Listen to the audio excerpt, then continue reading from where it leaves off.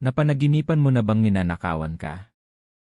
Yung tipong may kumuha ng pera mo, cellphone o mahahalagang gamit habang wala kang magawa. Paggising mo, parang may kaba at takot pa rin, di ba? Pero ang tanong, ano nga ba talaga ang mensahe ng ganitong panaginip? Unang kahulugan, takot mawalan. Sa totoo lang, ang panaginip na ninanakawan ka ay madalas simbolo ng fear of loss. Pwedeng takot kang mawalan ng pera, relasyon, opportunity, o taong mahalaga sa'yo. Parang may insecurity ka na baka may mawala sa buhay mo. Ikalawa, pakiramdam na may umaabuso sa'yo. Kung may nagnanakaw sa panaginip mo, maaaring may tao rin sa totoong buhay na kumukuha ng energy, peace, o happiness mo.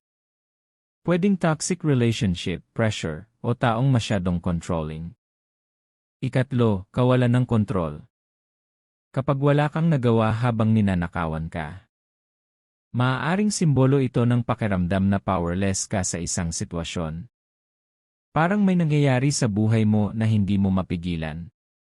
Ika-apat, self-worth at confidence issues.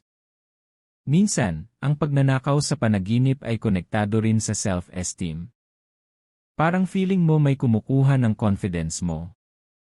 Hindi mo nakukuha ang respect na deserve mo. Ikalima, depende sa ninakaw sa panaginip. Importante ang detalye.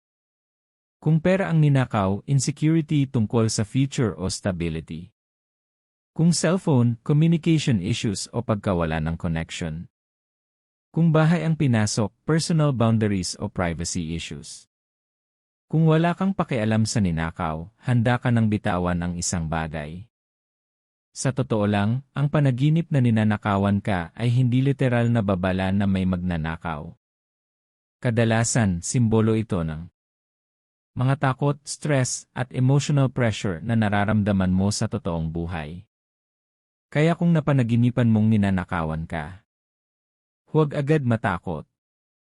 Mas magandang tanungin mo sarili mo. Ano ba ang pakiramdam kung unti-unting nawawala sa buhay ko ngayon? Kung nagustuhan mo ang video na ito, like, share, at subscribe sa Dream Signs. Para sa mas marami pang kahulugan ng panaginip. At ikaw, ano ang ninakaw sa panaginip mo? May nakita ka bang magnanakaw? Ay comment mo sa baba. Hanggang sa susunod.